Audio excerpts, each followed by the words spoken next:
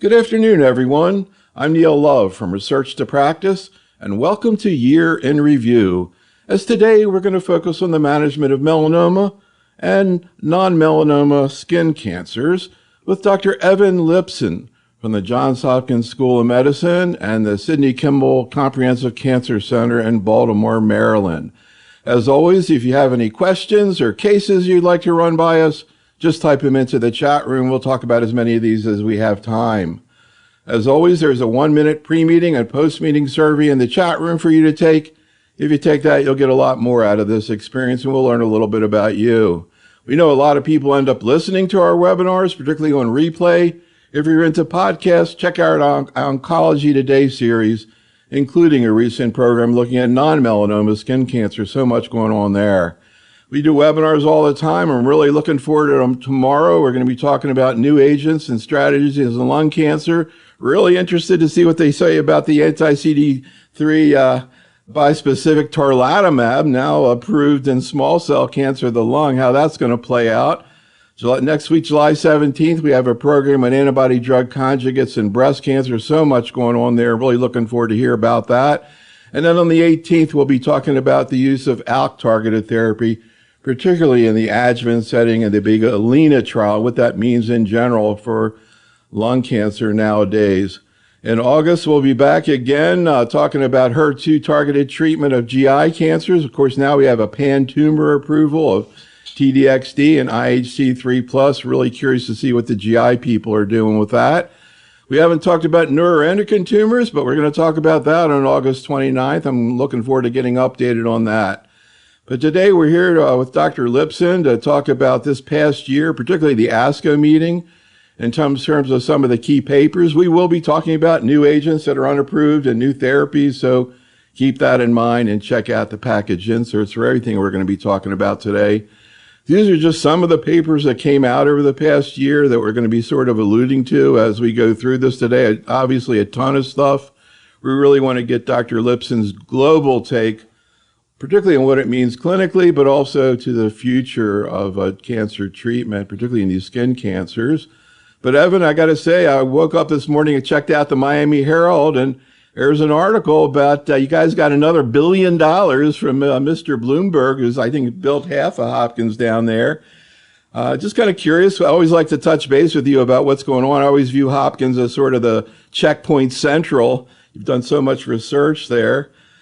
Curious. I know Mr. Bloomberg has given you guys a bunch of money for immunotherapy as well. I'm curious what you're doing with that. So any Hopkins updates and any Baltimore updates? As you know, I went to Hopkins. I'm a Baltimore native, so I'm curious what's going around there anyhow.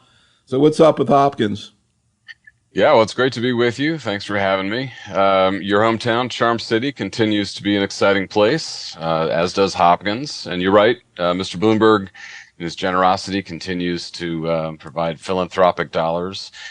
His $1 billion financial gift, I think, means that most of the medical students who come to Hopkins will now attend tuition-free, and there'll be support for living expenses, and there's also financial aid for nursing and public health and other graduate programs. So it's really quite an investment he's making, and really in all of us. In terms of the work that he's funded for us, we do a lot of the scientific correlative work in many of our studies through the Bloomberg Kimmel Institute for Cancer Immunotherapy. So, for example, we're working on a study right now looking at the activity of immunotherapy in patients with advanced basal cell carcinoma who have been previously untreated. And we're using some of the Bloomberg funds to look at some of the science behind what we're doing to the immune system, modulating it, helping to activate it.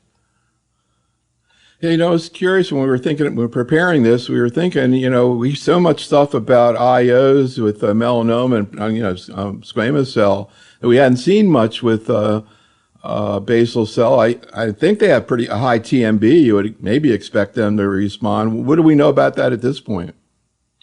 Yeah, you're right. Basal cell carcinoma does have very high TMB. It's, of course, a sun-exposed cancer, ultraviolet damage causing all that DNA damage. So the TMB is quite high. And because of that, you'd expect that it would be a great candidate for immunotherapy. Other cancers that look like that, cutaneous squamous cell carcinoma, the non-virus associated Merkel cell carcinomas, they also have high TMBs, and they have really high response rates to immunotherapies. So the way that cemiplimab, actually in this case, cemiplimab was tested was in patients with advanced basal cell carcinoma who had already had a hedgehog inhibitor. And in that setting, for those patients, the response rates to anti-PD-1, to cemiplimab, were only about 30%. And that seemed low, and we couldn't really explain why. And so we thought perhaps it was due to the fact that they had already had the hedgehog inhibitor prior to getting the anti-PD-1. And so a few years ago, we started a study looking at patients with advanced basal cell carcinoma who had never had a hedgehog inhibitor, so treatment-naive advanced basal cell carcinoma, and we gave them nivolumab, also an anti-PD-1 therapy. And it's still small. We've only got about 20 patients or so enrolled on the study who are evaluable, but we're seeing about a 50% response rate so far. And this is important because if it is in fact true that using anti-PD-1 in the frontline setting is going to be more effective than waiting until somebody has already had a hedgehog inhibitor, this is important information for the basal cell population of patients. So we have more investigations to go. The study, as I said, is still small. We have additional patients to accrue and lots of science to investigate. But that is the objective, to understand what is the most effective way to use anti-PD-1 for patients with advanced basal cell carcinoma. I can only imagine what patient-reported outcomes would look like if you had a trial comparing a hedgehog inhibitor to PD-1, because I hear bad things about these hedgehog inhibitors. But I'm curious, like when you give, IO to somebody with basal cell who hasn't had, hedgehog, does it like melt away the same way it does with squamous cell? Well, it's a little variable. I would say that generally the kinetics of the tumor are slower. I think basal cell typically grows more slowly than squamous and probably responds to therapy more slowly than squamous cell does, at least to immunotherapy more slowly than squamous cell, certainly more slowly than Merkel cell does. Merkel cell dissolves and explodes quite rapidly. So it's a great question. We are trying to get answers to all of those questions. How frequently does it respond? If it does, how durable are those responses? If it does, how quickly does the tumor go from 100% to 50 to 30 to 20 to 0? But we shall see. Many people don't know that Baltimore is really the lacrosse center of the United States. How did the Hopkins lacrosse team? When I was there, they won the national championship, like 2,300 people there. But anyhow, how was the team this year? Well, Hopkins lacrosse is always an exciting place to be. Certainly, in Maryland too. I mean, Maryland, right? The official, Maryland for sure. Yeah. The official team sport of Maryland is lacrosse. The Hopkins lacrosse team is, of course, an exciting team to watch. I'd have to look up exactly what their record is, but I think we're all very proud of their performance this year, regardless. All right, well, let's get down to some papers here. We're going to start out. We're going to work our way up to the non-metastatic setting, which is so confusing to me. This afternoon, I watched the plenary presentation and discussion. I have more questions than I can even begin to ask you. But let's just start out with metastatic disease. Any comments on this follow-up we saw to Keynote 006? Maybe just kind of review what that was and what your thoughts were about the follow-up that came out here in the JCO. Sure. So this was one of the real, early first trials, and this was one of the studies that solidified for us that anti-PD-1 in first line is superior to ipilimumab in first line. In this case, it was pembrolizumab that was being tested, but this moved ipilimumab off of the menu for first line monotherapies and replaced, by pembrolizumab.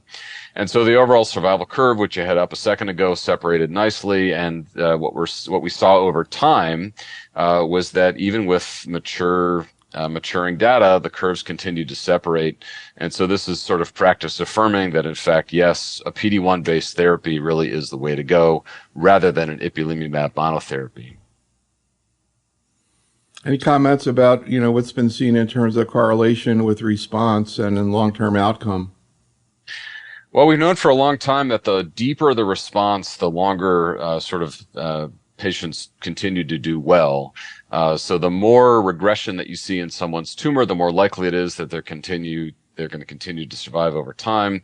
As you see in the third line on that curve, those are the stable disease. Is that the PD or stable disease there? The green curve at the bottom. I can't Stable see. disease. Yeah, stable. it's the stable disease. Stable. Yeah, so the stable disease crowd just really never has done very well. And this was sort of not a surprise to see this borne out in the study as well. But this isn't the only one. The stable folks just don't particularly do well. And then the CRs up at the top, they, of course, oftentimes do quite well for long periods of time.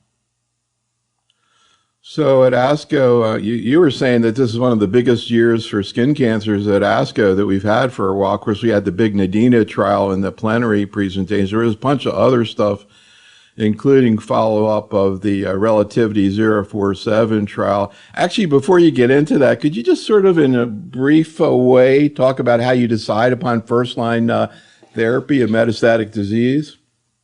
Yeah, I'd be glad to. This is a topic that comes up all the time, and unfortunately, we're still sort of shooting from the hip because we don't have a solid biomarker that would guide us in one direction or another. But I'll give you my broad sketch. So essentially right now, we have three options for treating a treatment-naive patient with metastatic melanoma. All right, so let me paint three pictures for you. There's a 65-year-old woman with brain metastases, maybe a 3 and a 4 and a 5 millimeter brain metastasis, and a half a dozen lung metastasis. Perhaps they're, a centimeter across, and a couple of few liver metastases, who's otherwise healthy, right? That patient gets full dose Ipi plus Nivo in our clinic. We have good solid data for Ipi plus Nivo in melanoma brain metastases. We have 7.5 years of overall survival data using Ipi plus Nivo, and the overall survival rate at 5, 6, 7, 8 years is about 50%. And so when that patient walks in ready to embark upon aggressive therapy and says, what's the likelihood that I'm going to be alive in 6 or 7 years? I can point to the 067 data and say it's about 50-50. So that's one side of the spectrum, reasonably healthy person with widely metastatic disease. Now I want to go to the other side of the spectrum completely, which is somebody with very low volume disease who has a bad autoimmune condition at baseline, very difficult to control, ulcerative colitis, for example, or even somebody who's got a kidney transplant. So there, I'm using anti-PD-1 by itself, and I'm being very gentle, and I'm being very cautious, and I'm monitoring them very, very closely, and just to make sure that we're not getting into all sorts of toxicity trouble, etc. And then there's everybody in between.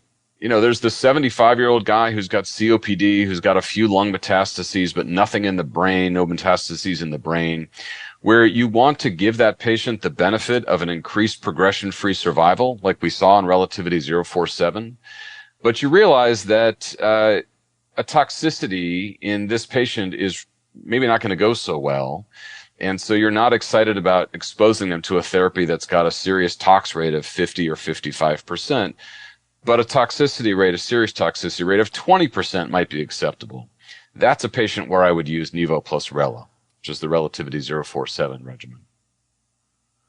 So before you go through that paper, I've got to tell you that I got a feeling Brian in the chat room might be from Michigan, but he says that Johns Hopkins lacrosse 2024, 11-5, not too bad, but they lost to Michigan. So I think he's trying to rub that one in your face a little bit. But anyhow, what do we see here with the updated? Now we have 3-year survival outcomes here with Nivo, Rela. And also, what do you see in terms of tolerability when you add Rela? Does it add any toxicity?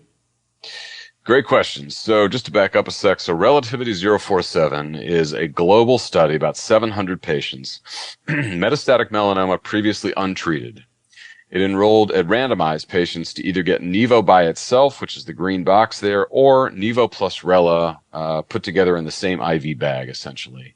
The primary endpoint for the study was progression-free survival. And what was presented at ASCO this year was the 3-year update. So at the very beginning of the study, as we first presented it back in 2021, what we saw was an improvement in progression-free survival with Nivo plus Rela compared with Nivo alone. There were some secondary metrics that we looked at, like overall survival and overall response rate, and they did not meet statistical significance. The trial wasn't powered in the same way as it was for progression-free survival, but you can see the curve that's there in front of you where it sort of separates nicely. So what we saw in the 3-year follow-up was maturing data that demonstrates that the PFS curves continue to separate. So we're more reassured that the durability of the impact is persistent.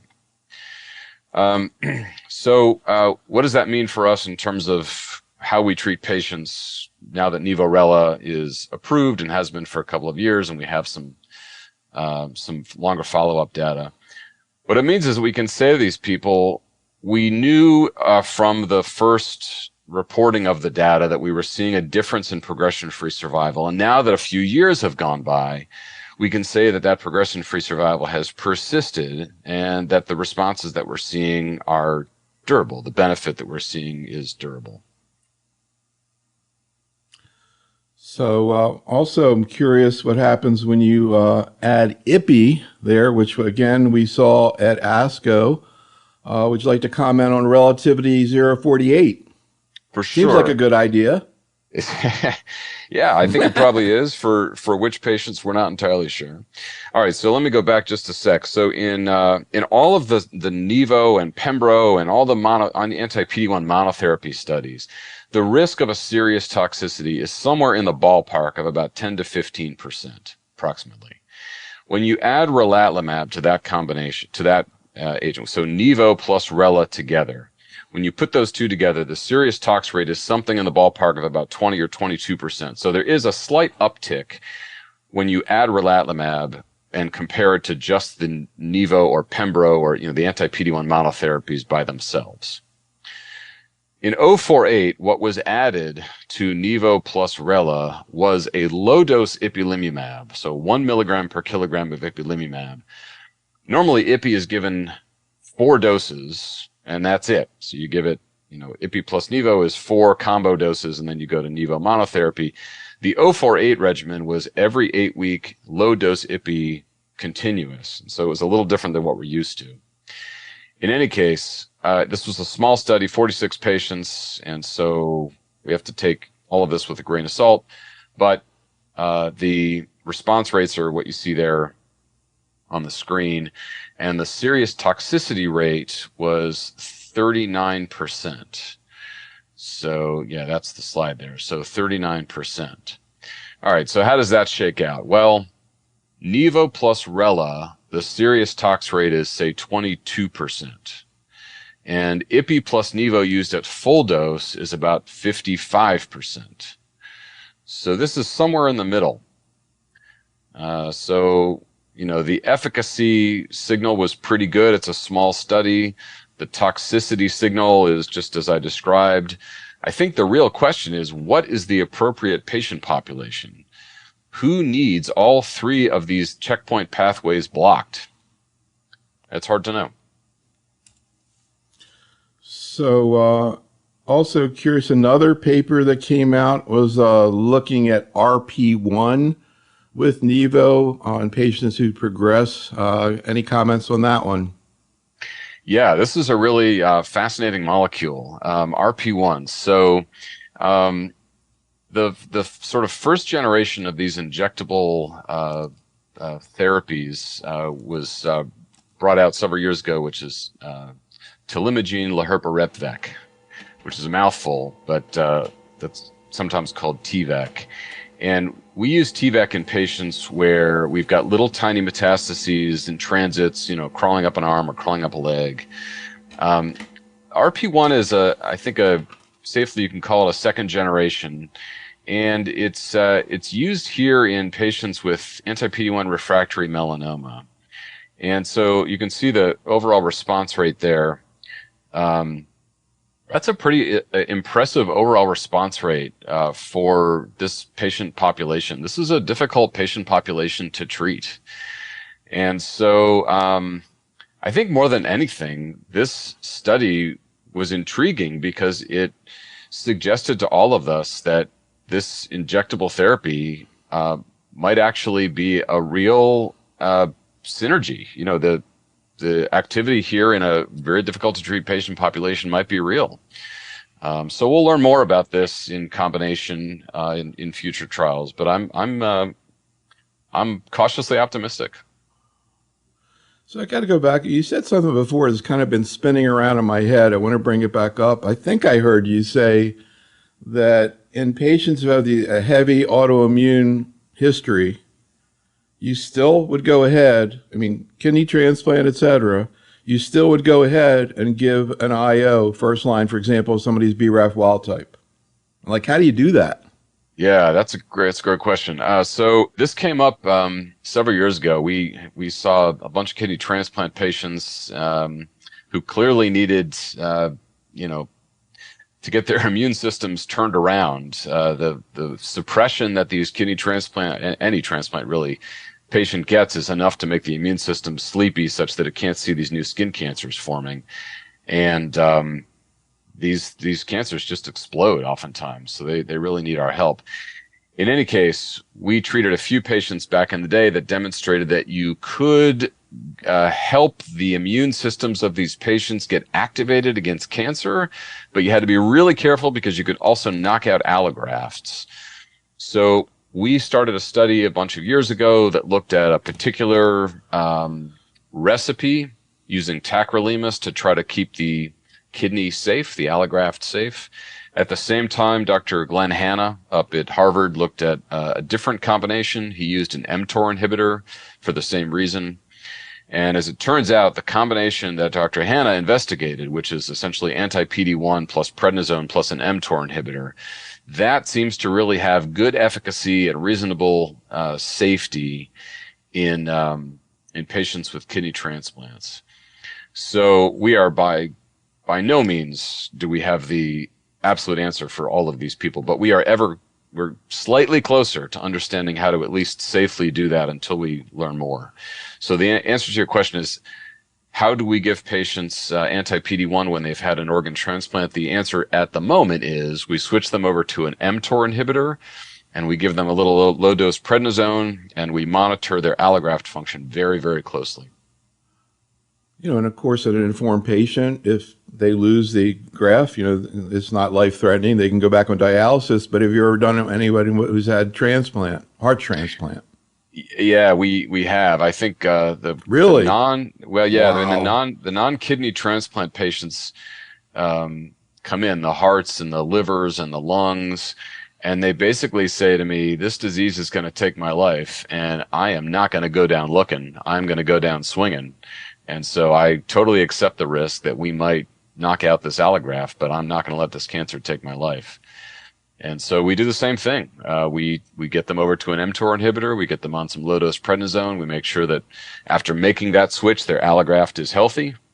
And then we give them anti-PD-1. Have you had anybody die because of that? We haven't had anybody... let's see. Have we had anybody die?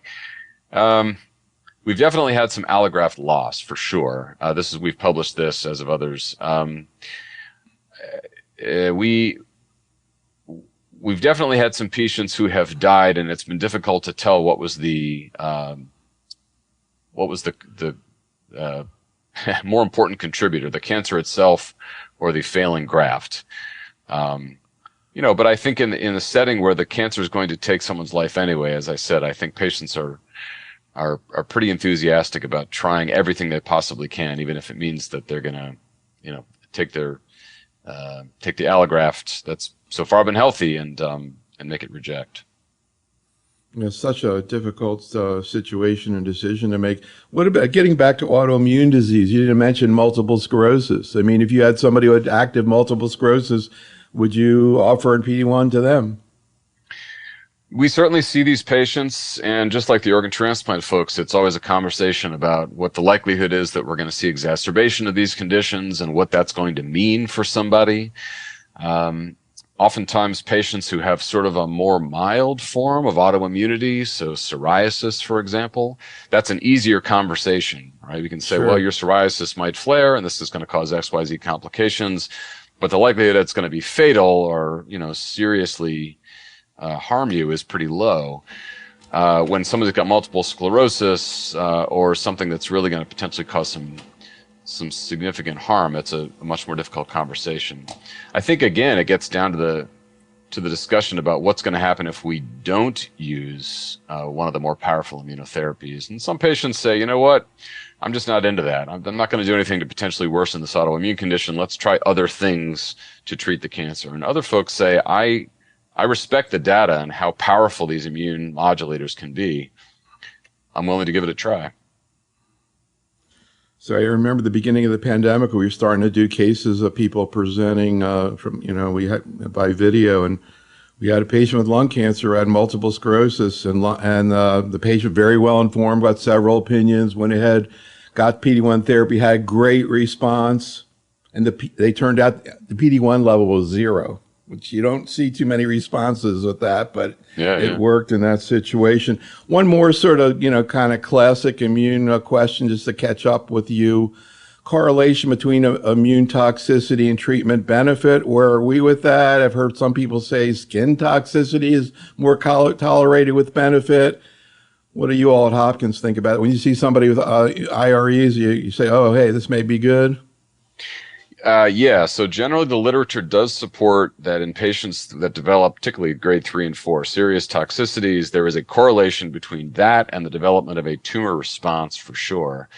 There was just a paper published not too long ago that looked at, well, what specifically are the toxicities that correlate with the response? And this is not the first group to look at this, but patients with arthritis, that might correlate more with tumor response, and patients who have, for example, liver toxicity, that doesn't seem to match up as well. So I don't think all toxicities are created equal, but in general, that's true, that patients that have bad toxicity, that correlates with tumor response.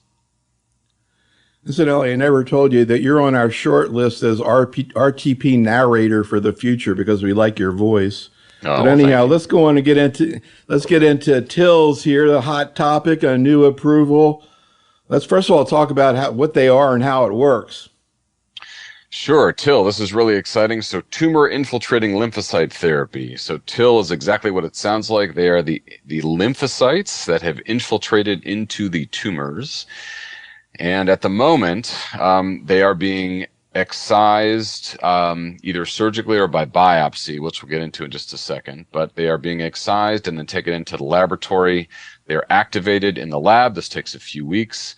And then the patient is then admitted, given some myeloablative chemotherapy, and then the activated T cells that were removed from their body, followed by some interleukin-2 to provide some just general immunoactivation. So that is the cycle that you've got on the screen there. All right, well, let's talk about what we know. As I mentioned, it was just approved in February. What do we know about the activity and tolerability of this, and what's your experience with it? Yeah, lifileucel. So this is the first therapy that's been, first TIL therapy that's been FDA approved for patients with melanoma. This is an exciting moment, I think, for all of us, really, but this goes back decades. Dr. Steve Rosenberg at the NCI had started testing this back in the 1980s. Dr. Suzanne Topalian, who is the head of the melanoma program here at Hopkins, was involved in these studies as well.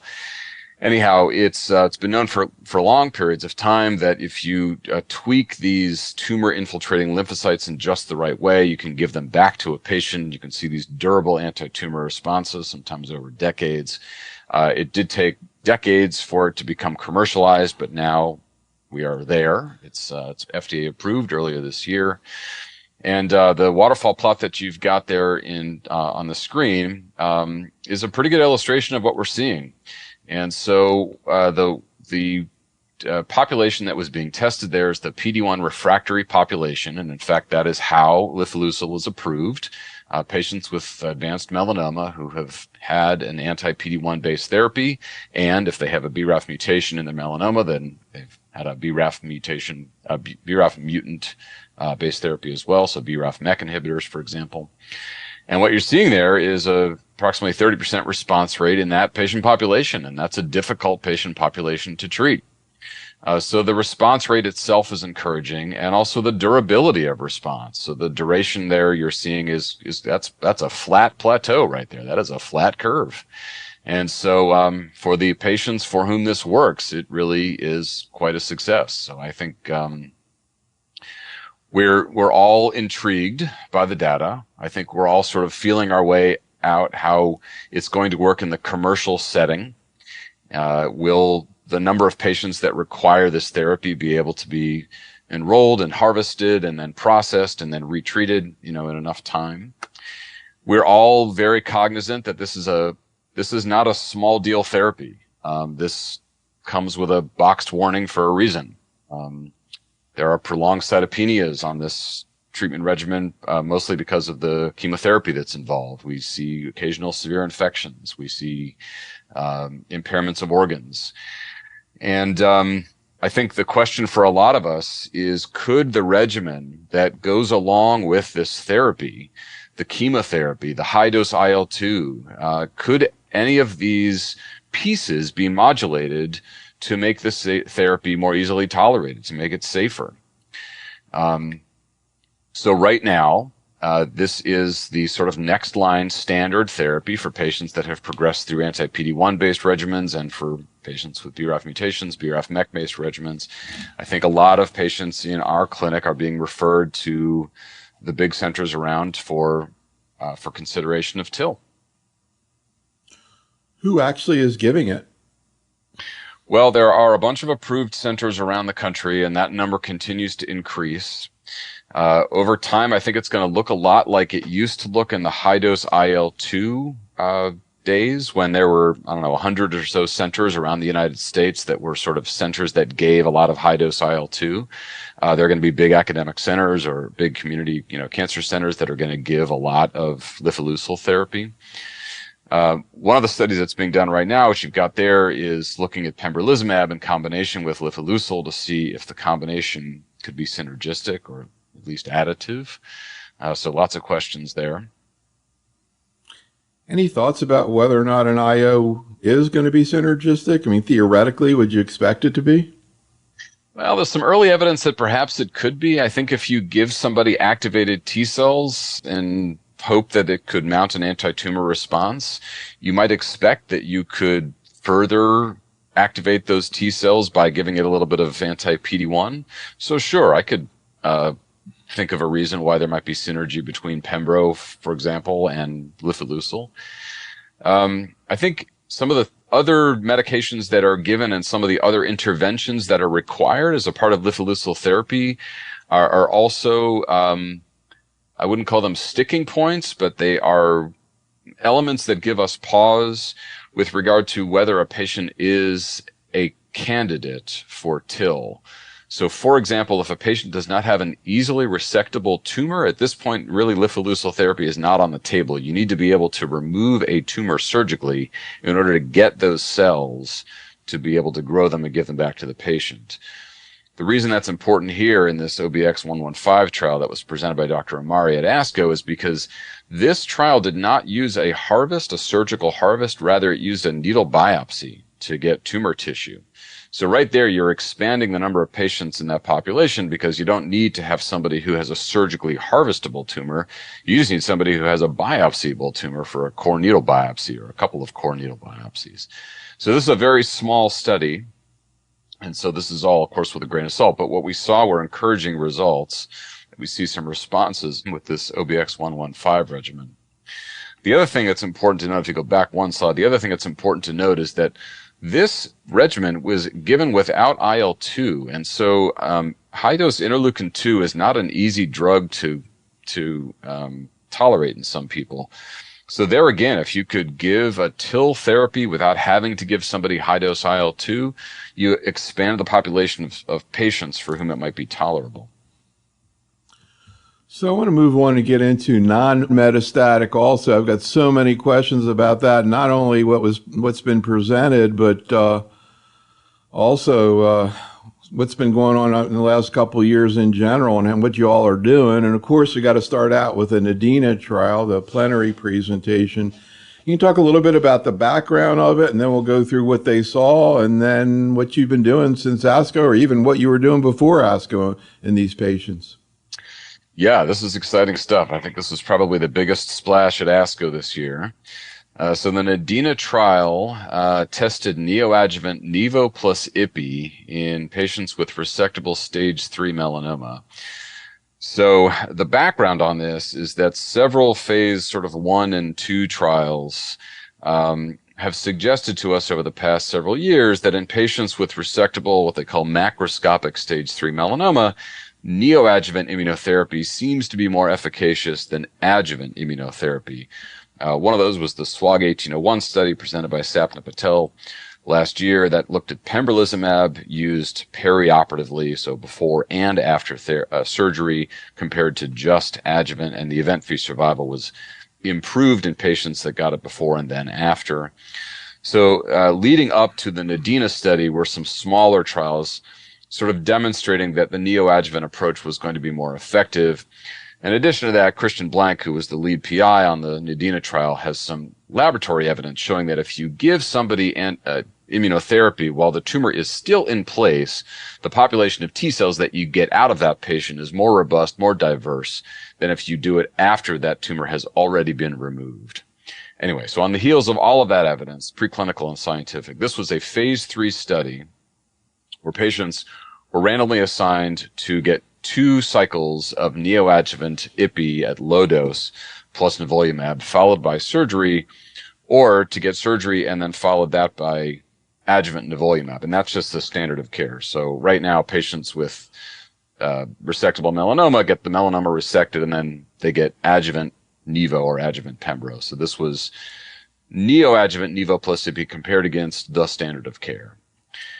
And so what the study looked at was called event-free survival. So event-free survival was all the metrics that you would expect. It's, did the disease come back and all things like that. And so the whole study looked at about 420 patients. They were randomized. And what Christian Blank presented was the event-free survival over the course of the last, I forget what the total follow-up was, but the 12-month event-free survival was 83% or 84% or so in the neoadjuvant group, and it was only 57% in the adjuvant group. So there was a very large space between those two curves, the neoadjuvant and the adjuvant group. So this was a wildly positive trial and very encouraging. The patients that had the neoadjuvant therapy actually went on to do a bunch of different things.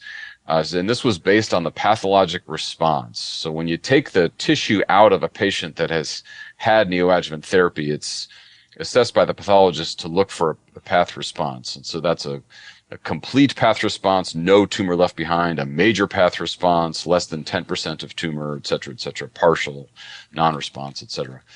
And so what they did was that the patients that had a pathologic complete response did not get any more immunotherapy. And this made some sense. In other tumor types, Merkel cell, cutaneous squamous cell, this is a pattern that we've seen emerge in the last several years, where if the patients really had a fantastic pathologic complete response, the thought is that you've done all the work that you need to do, and you don't need to give them any further therapy. And that's the way that these patients here on NADINA were treated. Anyway, so your question about what are we doing here and what were we doing before? I think generally in the melanoma community, we are moving toward neoadjuvant therapy for patients with resectable disease. And the question about what therapy regimen each particular patient needs, I think, is still unanswered. But I think that when you ask if you ask 10 melanoma oncologists for a patient with resectable melanoma, if you had the option to give them adjuvant versus neoadjuvant and then adjuvant therapy, I think most of us would say, yeah, the neoadjuvant, the time is now. The time is, we are ready for neoadjuvant therapy now. Well, there's a whole lot of details to talk about there, beginning with the fact that they, after 6 weeks and 2 doses of Ipi/Nivo, if they did have a major path response, that was it. They didn't get Yep. any more treatment. Is that what you're going to do? And if so, how come? Yeah, I think that's probably our approach for patients that really have a path CR. As I said, I think more and more we're seeing in tumor types like Merkel cell and cutaneous squamous cell that the patients that have had the path CR are probably done. And I think we'll probably adopt that here. So nobody in the chat room's asked about cell-free DNA yet, so I guess I'll ask about it. Do you see a future in melanoma? And do you think, could you envision a scenario where maybe you'd look at that after the 2 doses and maybe if it was positive, think twice about stopping it? Yeah, we absolutely do think there's a future in cell-free DNA or circulating tumor DNA, as it's called. We've done a couple of studies, and I'm not sure that it's ready for prime time just yet, but I will say that your question about the positivity is a great one, and that is to say that when we have seen ctDNA positive, it does mean that there is some disease activity there, and if you wait long enough, it's going to show up on a scan. So yes, I think that in the setting of a patient with ctDNA positive disease, I would probably think twice about stopping therapy, at least until the ctDNA became negative. So I'm curious also about, this is a long-standing question on oncology, and as far as I know, we have not seen survival benefits of adjuvant therapy in melanoma, yet we use it all the time. We used to say you need to see survival benefit to do that. What's the thinking about why we're doing this anyhow? Yeah, it's a great question. You're right. Survival benefit, overall survival benefit has been really hard to come by in the adjuvant studies for melanoma. I think generally the benefit for the adjuvant has been disease-free survival, recurrence-free survival, distant metastases-free survival. And I think that's not for nothing. I mean, I think the benefit of delaying the disease return is real. And I think patients are living longer event-free lives with the addition of effective adjuvant therapies. And I think we can even improve on that further by giving somebody neoadjuvant therapy, which is the curve that you just put up on the screen there. So adjuvant pembro has been shown to be beneficial with regard to relapse-free survival. And the neoadjuvant adjuvant approach that Dr. Patel talked about, that even improves the curve more. So, yeah, I mean, it's kind of a recapitulation of what you were just talking about, but are there situations where you're concerned about giving the IPI where you might use neoadjuvant pembro? Yeah, for sure. I think the decision making now for patients with neoadjuvant on the table, resectable disease where we're thinking neoadjuvant, I think the decision making is much like it is in the metastatic setting, where we don't really have a good biomarker to figure out who needs which pathways blocked, PD-1, CTLA-4, LAG-3. And so we're sort of shooting from the hip based on toxicity profiles and who we think can tolerate what and how big is the disease burden and how many opportunities we have to treat or how many shots on goal, as I like to say. So yeah, I mean, there's certainly patients where we're erring on the side of caution and giving what we think is the least toxic of all of the options. And the opposite is also true. We see patients where we think we have a single opportunity to treat this patient. Let's be as aggressive as we think we need to be. And, if the toxicity happens, it happens, but at least we'll have given this patient a reasonable shot at beating back this cancer. So I said that usually the chat room asks about cell-free DNA. And turns out that they actually had asked, but before I'd asked you the question. So yeah, they were on top of it as well. I was so fascinated by this mRNA vaccine thing. I think the first time I saw it was last year at ASCO, and then Jeff Weber presented it, some more data. This is a super wild. This is from Moderna, right? That's right. Yeah. The same company that did the vaccines, so mRNA vaccines. So with pembro. So can you explain what this is, what we know about it, and where you think it's heading? Yeah, this is exciting. This is sort of intriguing on many levels. So this is an individualized neoantigen therapy. So this is an mRNA molecule that is bespoke. It's made from each patient's individual tumor. So the tumor is removed from the patient. It is sequenced, so we understand what the genetic makeup of the tumor is, and then an mRNA molecule is made that mimics, that reflects those genetic results. And so this trial is, which is what, as you say, Jeff Weber presented at ASCO this year, Keynote 942. This is patients with resected melanoma who received pembrolizumab plus or minus the individualized neoantigen therapy, the mRNA. And if you go to the next slide, you'll see the RFS. So this is the initial presentation of the results. And then if you click one more, it'll expand that. There you go. So this was a more mature version of what was presented previously, and this just shows the continued separation of these curves. And I will say the statistics here, not to get too bogged down in the details, but the statistics here look a little bit better than they did when the data were initially presented. But beyond that, if you take all of this together, what it did for, I think, a lot of us in the community is this is a really intriguing result. And I think the benefit with regard to relapse-free survival of giving somebody pembrolizumab or nivolumab is real. And the question is, when you add an mRNA, a bespoke mRNA individualized neoantigen therapy, do you even improve those odds further? And the separation of these two curves suggests that maybe, in fact, that is happening. So based on these results, there is a phase 3 study going on right now that Hopkins is actually participating in that will help us to answer this question. Any tolerability issues with this vaccine? Or I'm not sure. Do you call it a vaccine? We don't. We call it an individualized neoantigen therapy. Because it's an mRNA molecule, everybody calls it a vaccine because that's kind of how that began. But anyway, the tolerability has actually been pretty good. So I think because we're used to seeing the addition of something to the checkpoint agents, like when we added Ipi and Nivo together, the toxicity really kind of, escalated. I think a lot of us expect to see this additional therapy result in worse toxicity. That really didn't take place as far as we can tell. I mean, we're, as I say, doing this phase 3 study, so it'll be a much larger trial and we'll get a better picture of it. But as far as we know, it was pretty well tolerated. I think the question that's going to come out of this in the setting of all of this neoadjuvant talk is what we're developing is an adjuvant regimen, right? This is for patients that have had their disease resected. So where does that fit in a world where a lot of these patients are moving toward the neoadjuvant approach? So that's not entirely clear as things stand at the moment.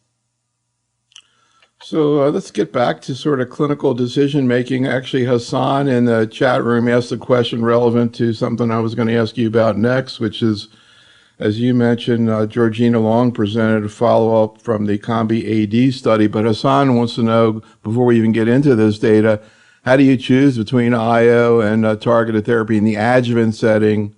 And does a NADINA trial affect the way you approach that? Great question. Okay, so let's just talk about the adjuvant setting by itself for a second, and then we'll talk about NADINA, which was neoadjuvant. But in the adjuvant setting, so we have a pretty detailed conversation with all of the patients where adjuvant therapy is on the table, and that includes a lot of stages now. So the stage 2B and 2C patients now have an anti-PD-1 option, and then the stage 3 and 4 patients, of course, sometimes have a targeted option and oftentimes have an immunotherapy option. So it's a lot of patients and a lot of regimens. Anyhow, with regard to choosing between BRAF MEK therapy and immunotherapy, in particular anti-PD-1 therapy, in a resected patient with BRAF mutant melanoma, which I think is what the question is, that is a complex conversation. So what we talk about involves the risk of a long-term toxicity, which is going to be higher in a patient who's getting anti-PD-1 than in a patient who's getting dabrafenib plus trametinib, for example. We talk about logistics. We talk about taking a pill twice a day. We talk versus coming in every 6 weeks, for example, for adjuvant pembrolizumab. We talk about impacts on fertility in patients who are thinking about having kids or women of childbearing potential, etc. We talk about what comes next after somebody has had any one of these therapies and if their disease were to grow after that. So there is a lot to wrap your hands around.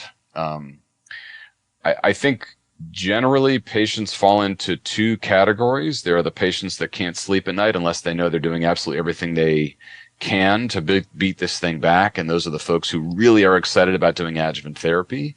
There are the folks that are pretty satisfied that they've had their surgery and they want to go live their lives and not worry about toxicity. And if the disease comes back, they'll deal with it then. And we support patients in whatever camp that, they fall into. There are definitely patients that say, I want nothing to do with the possibility of having long-term arthritis or having long-term hypophysitis or needing to take replacement hydrocortisone for the rest of my life. I want, targeted therapy that's much less likely to have a long-term side effect. Anyway, so all these are possibilities and all these are considerations. So, Doctor, immunotherapy sounds so exciting. Do you think maybe it's going to be more effective in the long run if I do that rather than this targeted treatment? That's a great question. So because they have not been compared head to head, we really cannot say either way. Doctor, if it were you or somebody in your family, what do you think you would do? Yeah, we get that a lot. Right. So I think the recommendations that we make oftentimes are not based on our own leanings, but they're really based on what the patient is telling me. And patients make it pretty clear. They say, I'm really afraid of this disease and I really just want to do something right now. And I want to be as aggressive as I can be, but I don't want to wind up, with the possibility of being a 45-year-old guy that has to take replacement hormones, for the rest of my life. And I think for those patients, I say, look, what sounds like is right for you is probably targeted therapy for a year, dabrafenib or trametinib or ancobeni or whatever for a year. And that just seems like a comfortable decision for you, So I think it's really based on what the patient sort of expresses to me. It really is a conversation. The other thing is with, BRAF is you can stop it. Right. Once you've got the IO in there, you're in the game. What about the long-term follow-up that we're seeing here? And really the question of, is there a curve here? Is there a tail on the curve? Yeah, is there a separation there? So I think Georgina Long did a great job presenting these results. This study is now a decade old, and I think some of the overall survival stats were interesting. This part about the overall survival benefit for patients with V600E but not V600K is sort of intriguing. The curves definitely separate for sure. You can see that on the graphs. I don't know. When you get down to it, though, there's a lot of complexity. A lot has happened over the last 10 years. New therapies have been developed. So I don't know that overall survival is necessary, a benefit, of overall survival is necessary for me to recommend a therapy like this to a patient. I really do think it gets back down to recurrence-free survival, distant metastases-free survival. Could I prevent this patient from popping up a new brain metastasis if I treat them in the adjuvant setting? Could I delay that? Maybe. So I think that's really where it's at. So we've talked mainly about, or completely about melanoma up to now, but let's talk a little bit about other skin cancers, mainly squamous cell. We talked a little bit about basal cell in the beginning. Any comment on this study looking at, here we go again, neoadjuvant, now IO for squamous cell, something that makes a whole lot like ultimates. And, it's funny, we were doing a program, I forget what it was, on MSI high, and we were looking at TMB levels, and like melanoma's got higher TMB than MSI high, right? That's major sensitivity. Yeah, some of the cutaneous tumors, squamous cells, one of them. And the squamous cell, same thing. Squamous cells right up there too. So Yeah, anyhow, so we what missed about Basil. neoadjuvant IO here? Right. So this is another exciting neoadjuvant approach. So similar to the Nadina trial. So this study looked at whether you could use neoadjuvant cemiplimab, also anti-PD-1, in patients with resectable cutaneous squamous cell carcinoma. And it looked at a few different things. So one is, so what is the outcome from a pathologic response rate for this patient population? And the answer there appears to be about half of patients. It was 51% of about 80 patients or 79 patients. And so in about half of cases, we saw that we gave 12 weeks of cemiplimab and they had a pathologic complete response, which means no tumor seen under the microscope. So that's pretty impressive. What I think was more impressive was that if you went on in time, and these results were presented in Lancet Oncology, if you went on in time and looked at the depth of response, which is the graph you've got there, what you see is the patients that essentially had any response, partial response, major path response, complete response. The curves there look pretty good, going out quite a good ways, and there were no recurrences seen in the 40 patients that had the pathologic complete responses. So a lot of those path CR patients went on to receive no further therapy, no radiation therapy, no further cemiplimab, just plain old observation. So this gets back to what we were talking about before, where if you have a patient that had a really remarkable response to therapy, had a pathologic complete response, and they've done well with their 12 weeks or whatever it is of neoadjuvant, you can probably stop therapy in a lot of these patients and just monitor them closely, and they're going to do really well. You know, when you think about disparities and think about the difference between getting an IO and then stopping versus disfiguring surgery, radiation therapy, it's just really amazing. Hopefully patients are receiving that. And obviously the NCCN is keeping it as well. What about, again, getting back to ASCO 2024? I like this title too, Desquamate study. Right. Yeah, if I could just make one comment about something you said a second ago. So the issue about equality and being able to sort of get therapy out to the patients that need it equitably, et cetera, keep in mind that in patients who get just a very brief bit of therapy, in the Nadina study, it was just 6 weeks, 2 doses of ipi/nivo, and in the study that you just had pulled up a second ago, the cemiplimab and the cutaneous squams, it was just 12 weeks of therapy. It really shortens the duration that someone needs therapy dramatically, right? I mean, we're talking about patients who were previously getting a year or 2 years of therapy, and now you've shortened that therapy down to 6 weeks or 12 weeks of therapy, right? I mean, this is a game changer. You know, financially, it's a game changer. How much patients need to come back into clinic and see you, you know, it's a total improvement, right? Absolutely. Yeah. How about Desquamate? Oh yeah, Desquamate. This is a interesting study. So this is for stage 2 through 4 locally advanced cutaneous squamous cell carcinoma. And the idea here is, can you see a histopathological response after 4 cycles of neoadjuvant therapy? So again, this is like, can we decrease the amount of therapy that somebody's going to need? And if they've had a nice pathologic complete response, can we say, well, we've sort of completed the therapy we need to give to this patient? One final question from Dr. Kumar in the chat room. He's going to be starting a patient on cemiplimab in that situation with squamous cell. What's your approach if they don't respond? Cutaneous squamous cell to cemiplimab, a non-responder. Yeah, that's a good one. We're typically switching to cetuximab, which is unfortunately only effective in probably a third of patients. Oftentimes in patients where anti-PD-1 by itself has not done the trick, we're looking for a clinical trial for patients with cutaneous squam. We don't have a lot of great options there.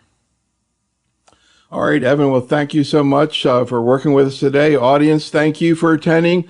Come on back tomorrow night. Really curious to see what these 3 docs have to say about some of the new advances in lung cancer, particularly small cell with tarlatamab. I'm really curious to see how that's going to play out with cytokine release syndrome with patients with small cell and a lot of tumor, often symptomatic. Be safe, stay well, and have a great night. Thanks so much, Evan. Have Thanks a good very one. much. Good to be with you. Take care.